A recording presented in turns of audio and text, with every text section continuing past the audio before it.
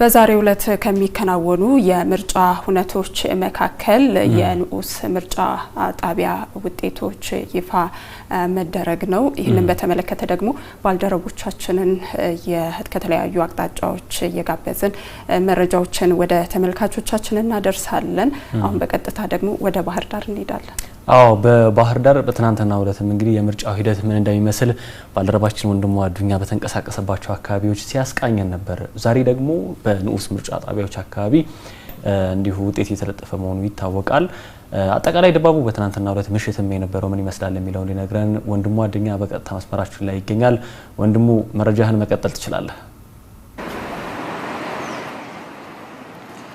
አመሰግናለሁ አሸናፊና ቅድስት። እንግዲህ ኢትዮጵያ ትልቁን ድግሷን አጠናቃለች። በትናንትናው ዕለት ከ54 ሚሊዮን በላይ ዜጎቿ ለምርጫነት የሚያበቃቸውን ካርድ ወስደው በነቂስ ወጥተው በተለያዩ የሀገሪቱ አካባቢዎች ላይ ድምጻቸውን ሲሰጡ ነው የዋሉት። በባህር ዳር ከተማ አስተዳደርም ይህ እውነት ከፍ ብሎ ነው የተስተዋለው። ፋና ሚዲያ ኮርፖሬሽን ተገኝቶ በተከታተለባቸው የምርጫ ጣቢያዎች እንዳያሉ እንቅስቃሴዎች ጎላ ብሎ ነው መመልከት የቻልነው። አረጋውያን፣ አዛውንቶች እንዲሁም ደግሞ እናቶች እንደገና ደግሞ ወጣቶች ለመጀመሪያ ጊዜም የምርጫ ካርድ አውጥተው ድምጽ ሲሰጡ ያገኘናቸው ወጣቶችም ጭምር የዚህ ሁነት ተጋሪ ነበሩ። በትናንትናው ዕለት እንግዲህ ኢትዮጵያ ታሪካዊውን ሁነት አስተናግዳለች ማለት ይቻላል። ቀደም ብለን እንግዲህ እናንተም የጋበዛችሁት የምርጫ ቦርድ ሰብሳቢዋ ሀሳብ አለ። በጊዜያዊነት አሁን ላይ ባለው አሃዛዊ መረጃ መሰረት ወደ 40 ሚሊዮን የሚጠጋ ዜጋ ድምጽ መስጠቱ የተረጋገጠበት ሂደት ነው። በሙሉ ደግሞ በይፋ ሲገለጽ በዛሬው ዕለት እነዚህ ሁነቶች በይፋ ይገለጻሉ ተብሎ ይጠበቃል። በባህር ዳር ከተማ አስተዳደርም አብዛኛው የምርጫ ጣቢያዎች ማለት ይቻላል ከሰዓት በኋላ ሁሉም አጠናቀዋል። የድምጽ አሰጣጥ ሂደታቸውን ከሰዓት በኋላ አብዛኞቹ ማጠናቀቃቸውን ጭምር ነው ከከተማ አስተዳደሩ የምርጫ ቦርድ ማስተባበሪያ ጽሕፈት ቤት ያገኘነው መረጃ የሚያመለክተው። ትናንት ደርሶን ከነበረው መረጃም አንጻር ወደ 8 ሰዓት አካባቢ ገደማ ከ85 በመቶ ያህል የከተማው ነዋሪ ድምጽ ይሰጣል ተብሎ ከሚጠበቀው 85 ከመቶ በላይ ያህል የከተማው ነዋሪ ድምጽ ሰጥቶ እንደነበርም ጭምር መረጃዎች ደርሰውን ነበረ። ማምሻውንም ጭምር ሲካሄድ ስለነበር በአንዳንድ የምርጫ ጣቢያዎች የታለመውን ግብ ወይም ደግሞ የታቀደውን ስኬት ከግብ ማድረስ እንደሚቻል የነበሩ ሁነቶች የሚያሳዩ ስለመሆናቸውም ጭምር ነበር የተነገረን። ከዛ ባለፈ ቀድሞ የጨረሱ የምርጫ ጣቢያዎች አመሻሹን የድምጽ ቆጠራ ሲያካሂዱ ቆይቷል። በተለያዩ አካባቢዎች በተለያዩ የምርጫ ጣቢያዎች እነዚህን ሁነቶች እኛም መመልከት ችለናል።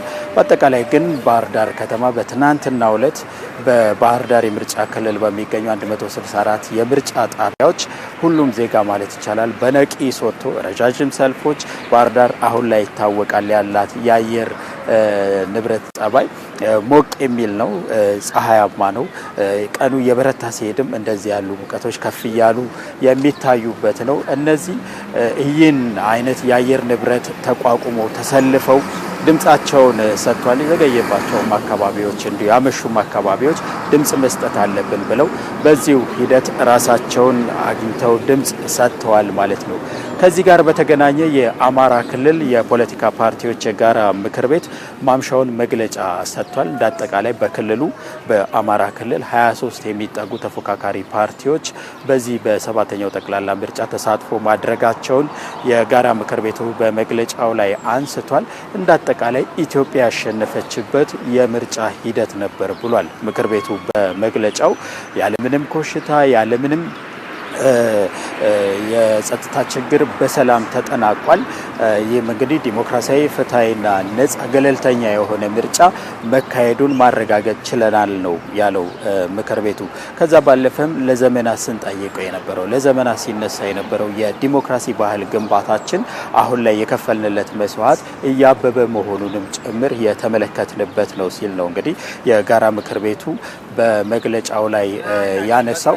ወደ 23 የሚጠጉ እንዳጠቃላይ በአማራ ክልል 23 የሚጠጉ ተፎካካሪ ፓርቲዎች ናቸው በዚህ የምርጫ ሂደት ላይ የተሳተፉት። ሁሉም ማለት ይቻላል ያለ ምንም እንከን የምርጫ ሂደቱን በመራጭነት እንዲሁም ደግሞ በተመራጭነትና በታዛቢነት ማሳለፋቸውን ጭምር አንስቷል።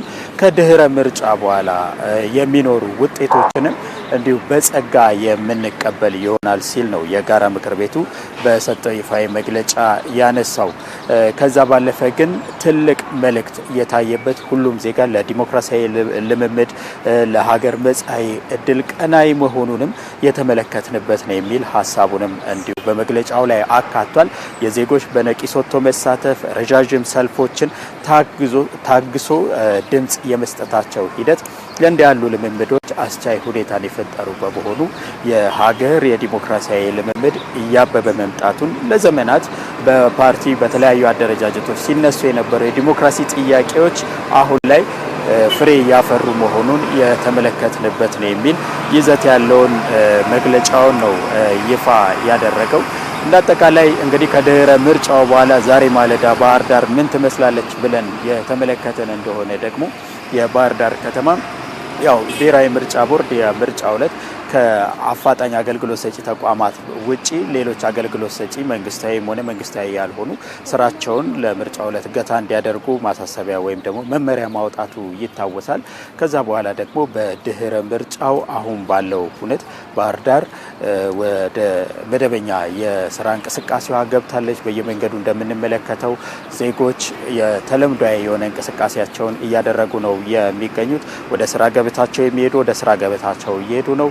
ወደ ሌሎች አካባቢም የሚሄዱም እንዲሁ እየተንቀሳቀሱ ነው የሚገኙት። ተማሪዎችንም በአንዳንድ ቦታ እንዲሁ እንቅስቃሴ ሲያደርጉ ወደ ትምህርት ገበታቸው ሲሄዱ መመልከት ችለናል። ከዛ ባለፈ ደግሞ ተጠባቂው ትናንት ምርጫ ተካሂዷል። ዜጎች ድምጽ ሰጥተዋል። የባህር ዳር ከተማ ዜጎች ወደ 182,000 ይጠጋሉ።